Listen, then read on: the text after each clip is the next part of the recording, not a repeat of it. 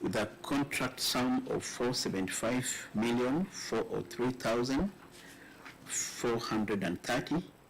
The amount paid is the same, Honorable Chair, and phase 1 is at 100% completion. It was handed over on 6th of November 2017. Now phase 2, Honorable Chair, involved construction of spectator stand with associated accessories. Commencement date was on 7th of November 2017, with an estimated completion date of 20th December 2019. The contract, the amount budgeted for to complete phase 2 was 2,927,721,199. So far paid was 1,426,109,301. Phase 2 is at 48% complete. Specific issues raised by the auditor in incomplete works. The moat is still to be done with the RC wall. The RC wall is partly done. The walkway at stadium frontage is yet to be completed. The ground floor column still fixing and concrete casting is done. The ground floor terraces concreting is at 95% complete, while the shuttering, beam and slab in brackets is done. The slab and beam fixing and concreting beam and slab are done. Issue number 2, value for money for expenditure of 385,787,185. I will direct that we take your written responses on that so that you go to number 3, inordinate delay in project completion. Yeah, thank you. Chair, inordinate delay in project completion. Major reasons for inordinate delay in project completion are as follows. A, the project is a heavy capital intensive project. This has caused insufficient annual budgetary allocations towards its completion due to many competing priority county projects. B, delays in exchequer disbursements leading to delays in payments to the contractor, affecting the speed at which the project is being implemented. And C, high inflation resulting in increase in price and cost of raw materials.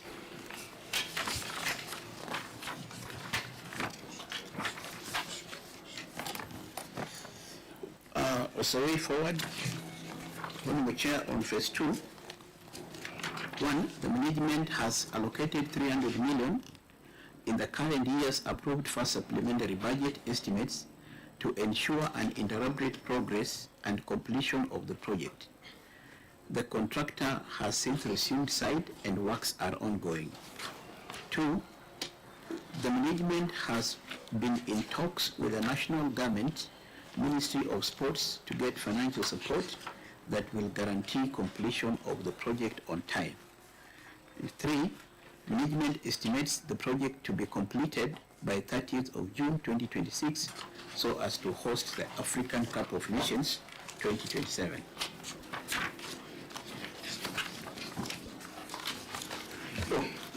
Okay, proceed. Yes.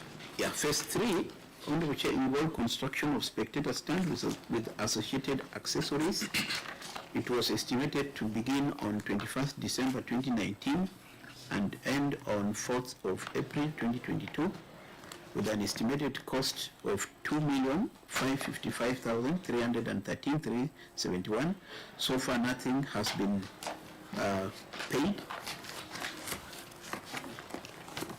And as a way forward, phase 3 will commence shortly since the national government, Ministry of Sports, has already signed a contract with the contractor for works to the tune of 750 million. Thank you. So the amount paid is?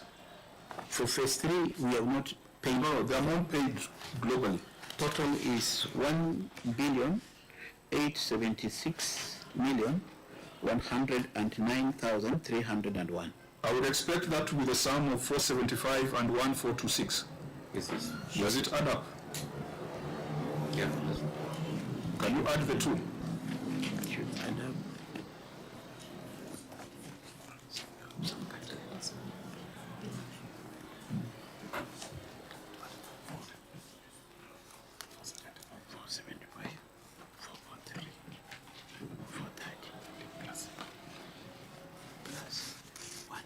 What do you get when you add the two?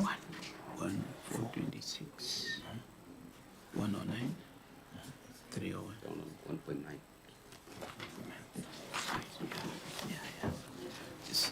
Chair, is 1,901,512,731. So you are saying you are paid 1.8, but the breakdown you are provided is 1.9. So which is which? You know, with money, it is not it is not approximation. It is. You must be sure of what you are telling the Senate as having been paid. Where does the 24 million disappear to? Honorable Chair, we've seen where the problem was.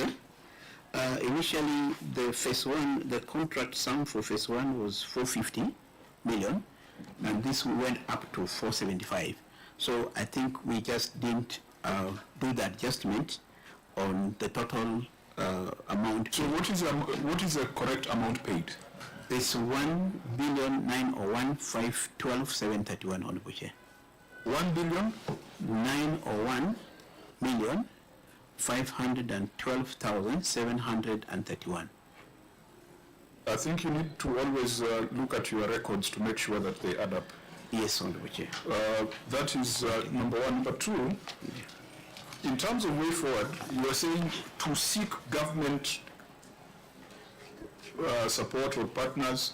Management has been in talks with the national government or Ministry of Sports. But then at the end, you have said that the national government has already signed a contract with a contractor. So which is which? Are you seeking that support, or that support has already been obtained? Chair, I want to clarify that one. First, we recognize that this is a very a significant project of 40,000 capacity stadium in the Western region. And for purposes of making sure that the Western region also hosts African Cup of Nations being a national project, we had a conversation with the national government to support the county so that we can achieve the target by June 2026. And through the discussions we've had with the Minister of Sports, Sports Kenya has taken part of the scope, although we expected them to take more, but they have taken part of the scope, especially for phase 3, at a sum of 750 million Kenya shillings. So this contract has been signed by the existing contractor because it was easier for the existing contractor, and that scope is wholly being done by the national government through Sports Kenya. So far no disbursement of money has been done, but the contract has been signed so that we can see how this project can be completed by June 2026 in order for us to host AFCON 2027. Is there an intergovernmental agreement that has been signed between the national and county? I think that is in progress. But how do you contract before that? Because go back to Article 187. A function assigned to one level of government can be transferred to the other, but through an intergovernmental agreement. The reason why we are raising this concern is you have already sunk 1.9 billion in this project. You are handing it over to the national government. You are going to end up in disputes at some point. The Auditor General will find it extremely difficult to audit this project because he will be told these seats were bought by national government money, so don't report to the Senate. And these ones were bought by county money. It's the intergovernmental agreement that then ensures that responsibility and accountability for that function remains with the county government. So, Governor, you cannot be called for those tea drinking parties at night and told that the national government is going to support. There needs to be an agreement in place. Noted, Chair, because this is actually, it's not long ago, so we still have time to have the intergovernmental agreements signed between the county and the national government. I think that's extremely important. Otherwise, this 1.9 billion will be sunk and we will never be able to tell how much the national government is putting in this, because we know they like getting into situations like this so that they can perpetuate their own corruption. And then at the end of the day, they'll blame you for non-completion of the project. So it is extremely important that that agreement be put in place. But then again, for 1.9 billion, the question is, what we have on the ground, does it constitute value for money? Yeah, one thing I can confirm, Chair, yes, it constitutes value for money. Because the stadium is actually is partially used. For this kind of projects, we rely on the Public Works Department to give us that assurance, because they are the experts in this. And I think, honorable members, before this transfer to national government for funding, there needs to be a proper analysis of what has been spent and what has been delivered with regards to this project. And we'll be calling the Public Works, because I don't know, OAG, whether you've got any specialized department within your institution that can provide assurance on this nature of capital projects. Chair, where we do not have that kind of expertise, it is within our arrangement to contract specialists to undertake those assignments. And during the planning of such audits, where within the team we do not have experts who can be able to guide the rest of the team in carrying out the audit, we are allowed to engage those experts during the audit. And then we take your comments positively, Chair. I think going forward, because the project is not complete, we can request the office then to carry out a special assignment and evaluate on how on the progress of the project. I think that should be the direction, because sitting here in Nairobi, it's very, very difficult for us to congratulate you for a job well done. We have played football in that pitch, but I cannot tell whether what I played on was worth 1.9 billion. That's a value for money aspect. So we need to get experts to provide that assurance. You have indicated that you continue to put in 300 million in the project. So how does that work with this 750 million from the national government? Chair, the project is phased into three. The scope that relates to what national government has taken is phase 3. We are implementing phase 2, so it's quite distinct from the scope of the national government. Can they run concurrently? Yes, they can run concurrently. So for you to conclude phase 2, you will need how much more? You will need 1.5 billion more. Yeah, thereabouts. 1.5 billion at 300 million a year, that will be in 5 years. Now we will... and AFCON is in 2027. 2027. We will still engage national government because, to be very honest, I think this is, I can say, it is a very good project, but very huge for the county. Looking at the fact that we have competing initiatives of, on the monies we get from the government. For us to achieve the target of 2026, definitely, we still have a further conversation with the national government to take part of the scope in phase 2. Well, good intentions, but they say the road to hell is paved with good intentions. We need to make sure that this money that has been spent here constitutes value for money. And I think we'll tell the OAG to engage experts, and if we think that the experts have revealed things that EACC need to look into, then we'll ask the EACC also to take an interest in this project. So this, I think, members, this is a very significant matter. I remember in the last meeting, the senator for Kakamega had asked for this kind of report and accountability. So we shall take note of that, but ask the experts to do a little bit of digging on the value for money questions. But Governor, as far as the intergovernmental agreement is concerned, that becomes your responsibility. Otherwise, you are going to, this might turn out to be a scam. I might trust you more than I trust the national government. When they come in without clear agreement, you might find your hands soiled because of the intentions of the people in the national government. We then proceed to HR issues. The 1/3 rule on salary deductions. This is a problem across counties, and I think, Governor, I am part of the mediation committee between the National Assembly and the Senate, and we are determined to deliver 415 billion to county governments, because we believe that part of the problem are the implications of the Finance Act of the prior year, which has brought additional obligations on staff and county governments.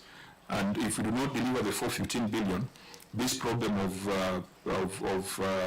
discretionary expenditure will not be resolved. I hope they are not going to make a decision in my absence. If they do, I will blame it on Kakamega, who took me away from the meeting. Next is the issue of the use of manual payroll. The Auditor General queried 381 million processed through manual payrolls. Governor, even though the auditor says that that money was accounted for, why are we using manual payrolls in Kakamega? Chair, the only area that we're using manual payroll is just on the casuals, because when you look at the casual that we engage, it may not be proper to put them on IPPD. But nevertheless, all the permanent and pensionable staff and the ones who are contracted by the county, even if you don't contract, they are actually on IPPD. So only a sample of the casual staff are on manual payroll. Thank you. Do you come with your HR director? Yeah, yes, I have the chief officer in charge of public services here, who handles the HR issues. Senator Muka first. Chair, I wanted to ask the head of HR whether he has done an audit knowing the total number of employees or the workforce that the Kakamega County government has got.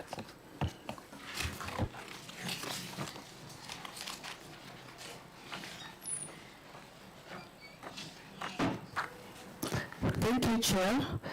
Yes, we have done the HR audit, and we are having on IPPD 7,288, and we are having about 8,000 staff on casual, but in the Ministry of Health. 800 in the Ministry of Health. For the one reason, 800, sorry, 800. For one reason that the governor said we cannot accommodate them in IPPD because of the threshold of 35%. However, we have since requested, or we are in the process of doing a casual policy. Can you explain that? Because of the threshold of 35%. Yes, that the government has put all across for IPPD payroll should not go beyond 35% of the exchequer that comes to county governments. So because of... You are handling them outside IPPD so that that is not visible. Let's allow proceed. That's fraud. Let's allow the officer to proceed. Governor, hold your cool. Or Senator Mtata, you have a... Can I clarify, Chair? Senator Mtata first, or we want to hear clarification? Yes, I think the distinguished lady is admitting to an act of fraud, which is a gross violation of the law. And so she needs to proceed knowing that that's what she's doing. Perhaps need to put her on oath. Chair. She might withdraw. Omtata, you remember the affidavit that was sworn in your matter versus the speaker. Chair, before she goes, there is a point I want her to, because I picked it from where she said that these are actually individuals who work in the health sector. The question I was asking, are those members of the community health workers team that you have, because that was a recommendation from the national government with matching funds, or are these just individuals who are on the side? I wanted that clarity. She said there are ghosts that are hidden from IPPD, because IPPD, they want to maintain that at 5% threshold. Okay, proceed. Thank you, Chair. We all know that staff who are on 3 months contract cannot be on IPPD. So the Ministry of Health gets the casuals or the intern doctors on 3 months, and it's renewable as the need basis. So what is being looked at, that we have casuals on payroll, it is not casuals who are on payroll, but is a staff who are assisted on casual basis in the Ministry of Health. I want to be on record that we at IPPD, we are not contravening the law, because these facilities are able to pay from their own source revenue there and what the exchequer sends to health. However, we have been advised by SRC that it is good to come up with a casual policy so that we can be able to refer to it when we are doing the same. Would I bring your attention to your note on compensation of employees? And that's on that's note 4 on page 27, where the global figure, because we want to take a holistic view to these HR issues. The global figure of 5.3 billion is broken down.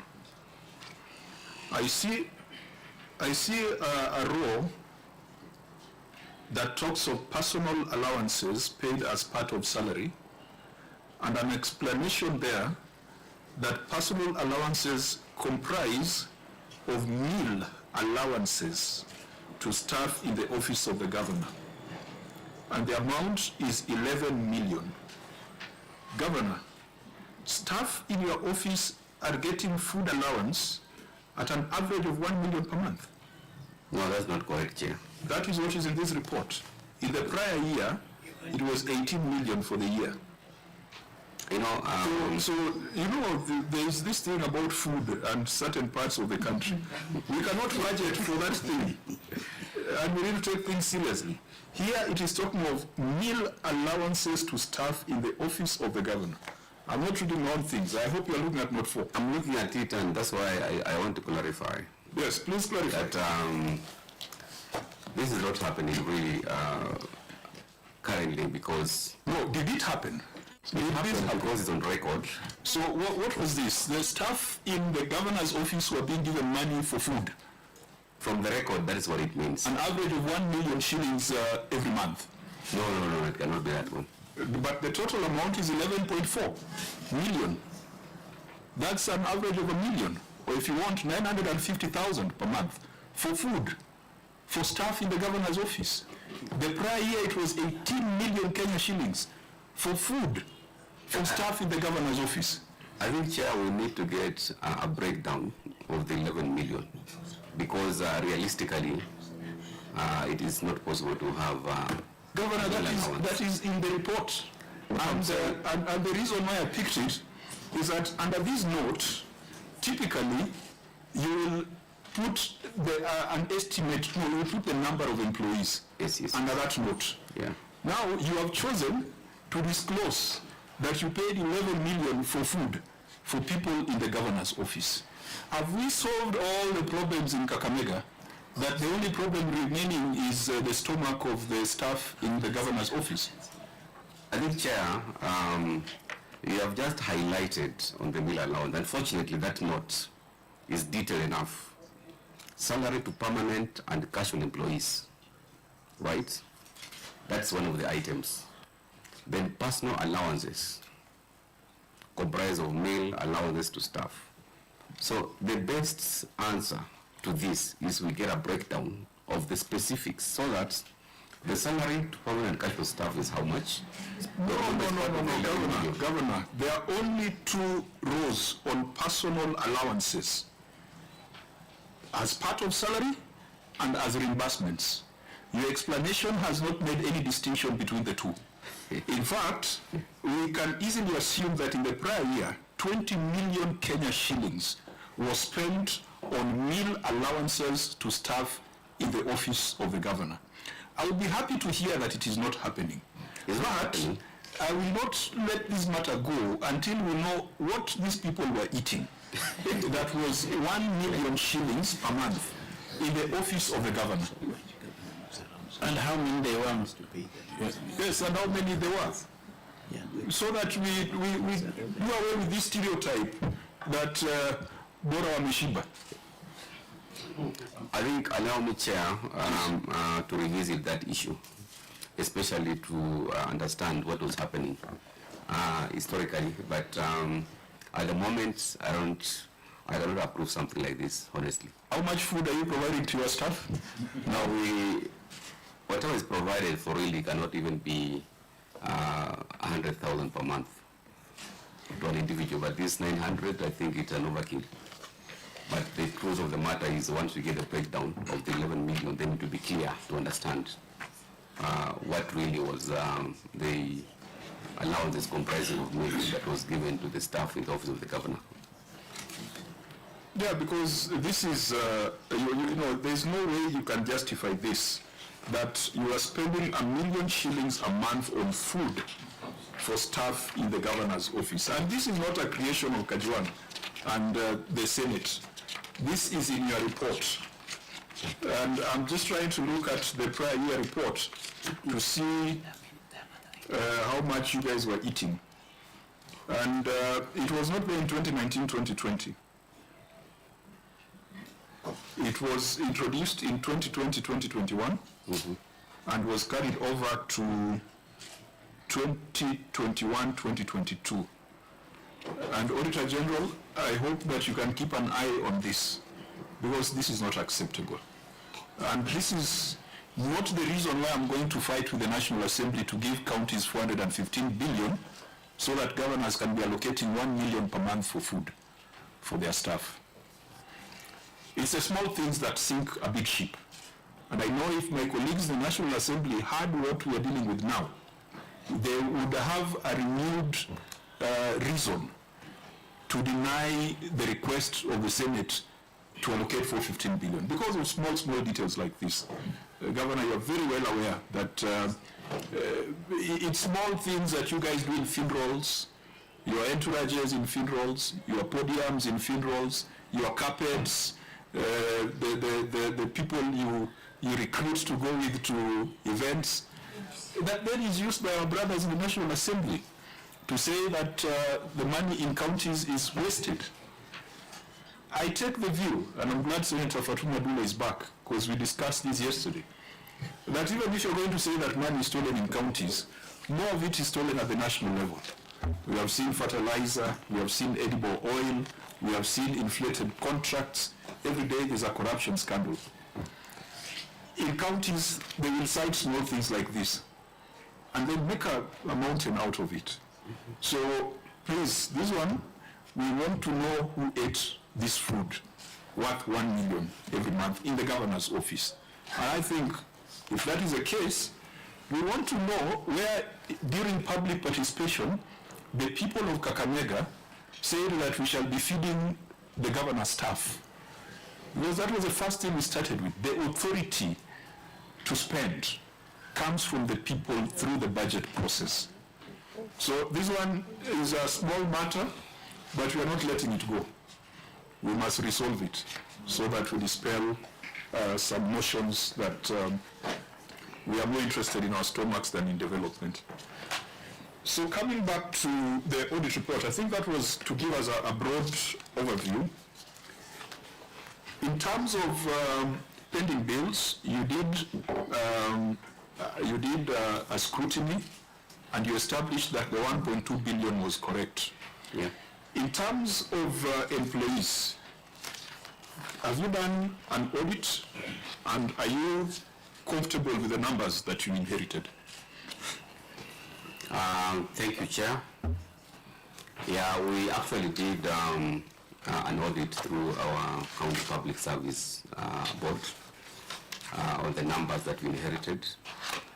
We didn't have any ghost workers.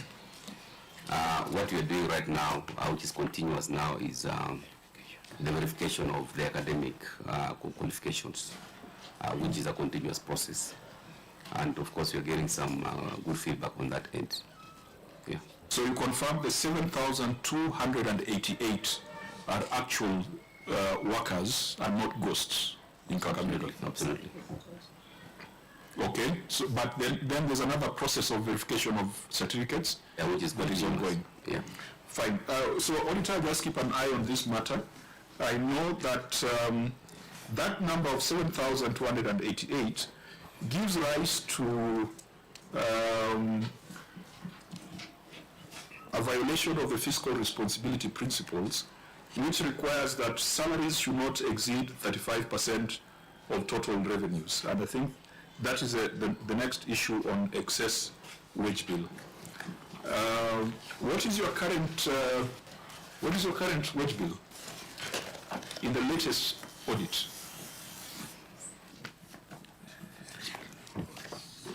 As a percentage of revenue? It's 42%, Chair. It's 42%. Yes, yes. Any measures you are taking to bring it down to 35%, beside hiding workers in a manual payroll? No, in fact, I just wanted to clarify that, Chair, that the workers in the manual payroll are part of the 42. We're not hiding anything because you're very transparent. In terms of working on the numbers, we have actually given staff an opportunity for voluntary early retirement, which is one way of addressing the staff numbers. As you're aware, you can't just come in and sack people. The other approach, of course, is through the verification of degrees. We believe that we'll get some numbers that will definitely reduce the pressure on wage bill. And then number 4, we have now gone very slow on recruiting. Basically what we want to do, which is a process that we have started, is to do a job evaluation so that we actually do workload analysis to determine the numbers of staff that we have. If a department has 10, do we need 10 in that department, or we need 5, so that we see how we can deploy some to departments that have deficits. So we are trying to work within the numbers we have so that we maintain and even reduce now to manageable levels. As you're aware, this is a process that cannot be done in one financial year. We have up to June 2027 from the wage bill conference to achieve the 35%. Thank you.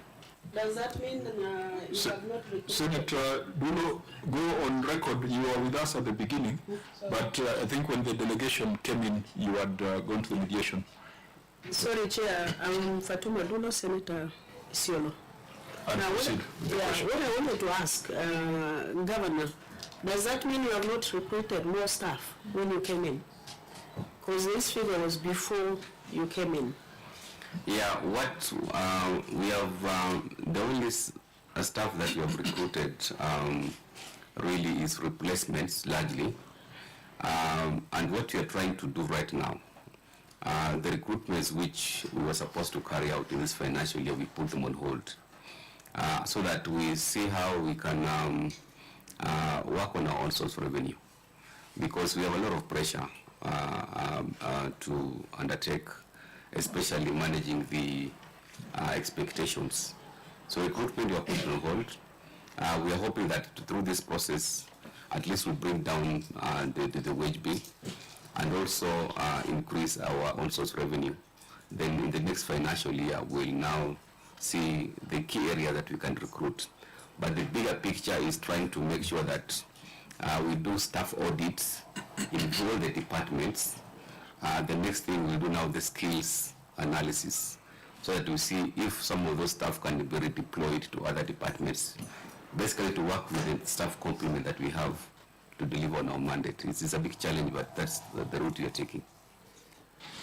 Perhaps as a Senate, we might reconsider bringing back the fiscal responsibility index in allocation of revenue, so that counties that are fiscally responsible benefit. Previously, there was a 2% that was shared amongst counties that were below 35% on wage bill. So it acted as an incentive for counties to fast-track those measures we are talking about. There was a financial year where Lamu got a windfall and received almost $1 billion shillings as a result of that fiscal responsibility index. Maybe it can act as an incentive for counties to fast-track those measures. But I think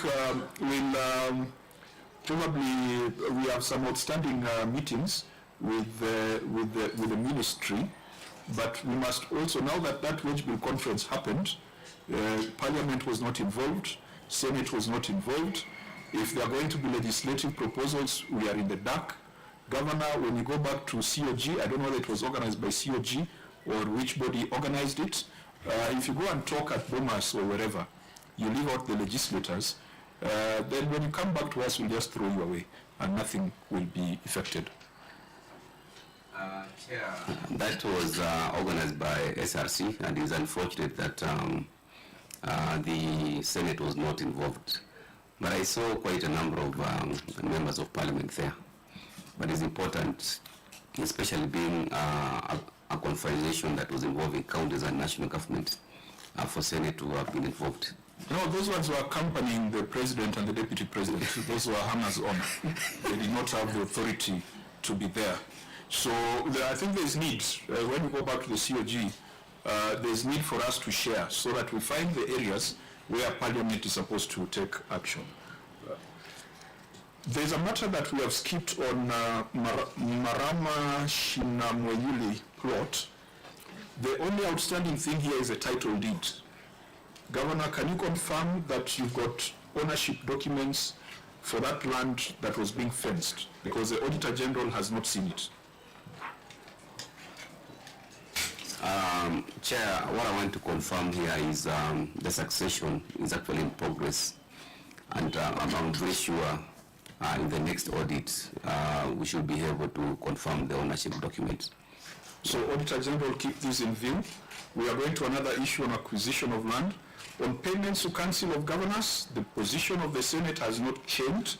The Council of Governors, as per the existing law, is supposed to be funded from the consolidated fund and not from county revenue funds. And so we will not get into a lot of details on this. We have already taken a position. And the fact that you continue to do it does not mean that a lie repeated becomes the truth. You continue to do an illegality. If you want this to be resolved, let's make the necessary legislative amendments. In the last Parliament, when I chaired the Revolution Committee, there were some proposals before the House. In this Parliament, I have not seen any proposals. So until the law is amended, this remains an illegality. We go to acquisition of assets, acquisition of land. There were 8 parcels of land in various parts of the county where the Auditor General queried the title deeds. The auditor says only 2 titles have been provided. 2 are outstanding. 7 have been provided, 2 are outstanding. Specifically, which properties? The properties which are outstanding title deeds are Ishuha Kambili 307 and Marama Shinamu Wenyuri 1456. Governor? Chair, I think I'd already alluded to the Shinamunyuri issue. Is a succession matter, but the process is ongoing. I'm very sure in the next audit we'll be having the ownership documents. 307? The same applies to the 307 succession issue, which is now the process of titling is ongoing. So we should be able to confirm. Any evidence in the records before us of the progress? Because if there's succession, there must be certain records to evidence that. We haven't provided, but we can still give to the auditor as maybe to the report. Auditor General, keep these in view. So it is the for 307 and 1456 remains unresolved. That brings us to the end of that report. We will very quickly go through the receiver of revenue report for that financial year. The receiver of revenue report was an adverse opinion. Auditor General, take us through your basis.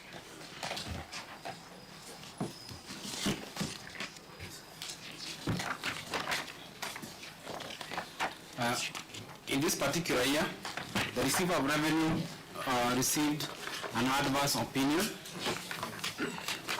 The basis for the adverse opinion are several.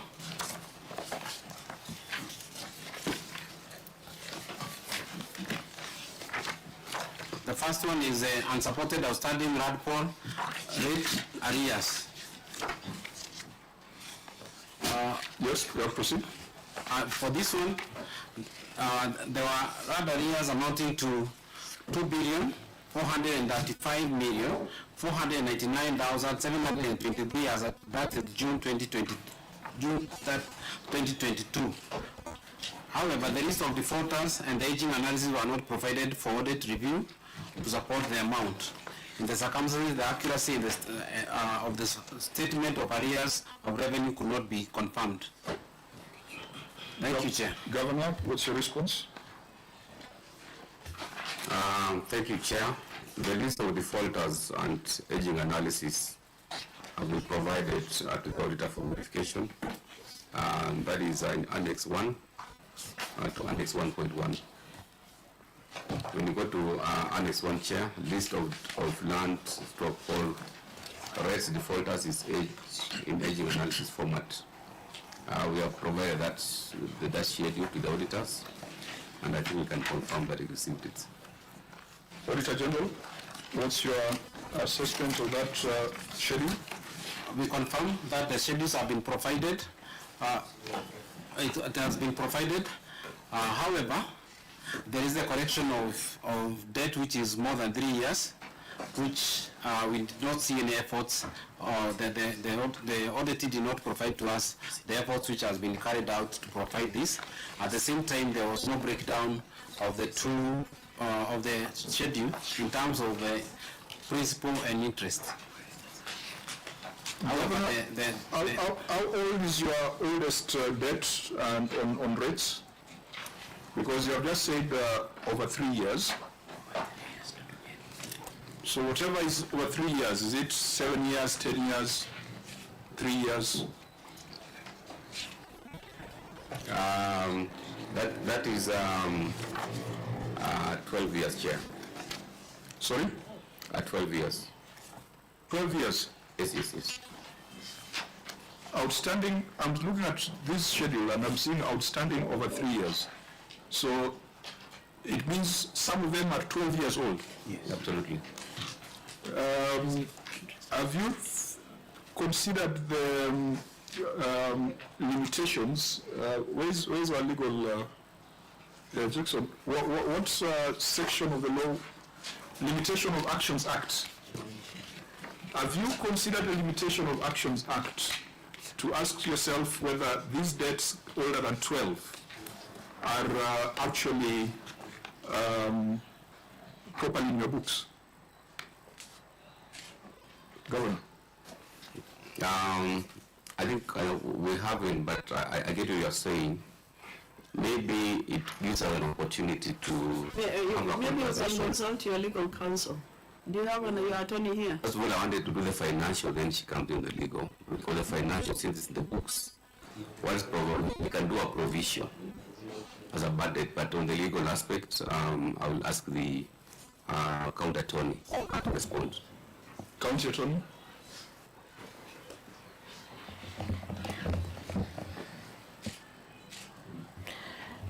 Thank you, Chair. On the limitation of actions time, yes, it's true that the 12 years provides a caveat, and while looking at the matters and filing them in court, those are some of the things that we put into consideration, but we are going to keenly look at the ages that have been provided so that we ensure that we are within time. How many years is recoverable? Up to a maximum of how many years? Sorry? Under the limitations of the Limitation of Actions Act, what is the oldest debt that you can go to court to enforce? 3 years. 3 years? Yes. 3 years? 3 years, yes. But for land matters, we have the caveat on 12 years. After 12 years, then... So you need to do your... Can you read section 4 of that act? Okay, sir.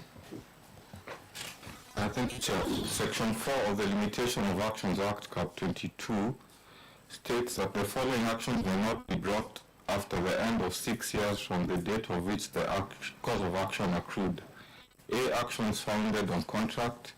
B. Actions to enforce a recognizance. C. Actions to enforce an award. D. Actions to recover a sum recoverable by virtue of a written law other than a penalty or forfeiture or sum by way of penalty or forfeiture. E. Actions including actions claiming equitable relief for which no other period of limitation is provided by this act or any other law. And subsection 2, Chair says, an action founded on tort may not be brought after the end of 3 years from the date of which the cause of action accrued, provided that an action for libel may not be brought after the end of 12 months from such date. And subsection 3, Chair says, an action for an account may not be brought in respect of any matter which arose more than 6 years before the commencement of the action. Thank you, Chair. So what's the limitation? Is it 6 years, 3? The limitation is 6 years, Chair. 6 years. So I think you must have that conversation internally, but also globally. Governor, you chair the Finance Committee of Council of Governors. So when you're dealing with assets and liabilities of defunct authorities, and assets would mean outstanding debts, what business do you have talking about that particular aspect of assets, considering the Limitation of Actions Act? If, and this will be, we might not pronounce ourselves, it needs a lot of thought. If LAP Fund or LAP Trust is alleging that something was not paid in the year 1992 or in the year 2010, and it's sitting there in your assets and liabilities register, how does that dovetail with the law and the exercise that is still going on of verification of assets and liabilities? Have you had that conversation within the COG? Chair, I think this is an eye-opener. We haven't had that conversation, but it's the highest time that we look at all those issues, especially the assets which are still undergoing audits, bearing in mind the Limitations of Actions Act on the maximum of 6 years. But it's a matter that we are going to take up in COG and have a conversation also with our legal committee.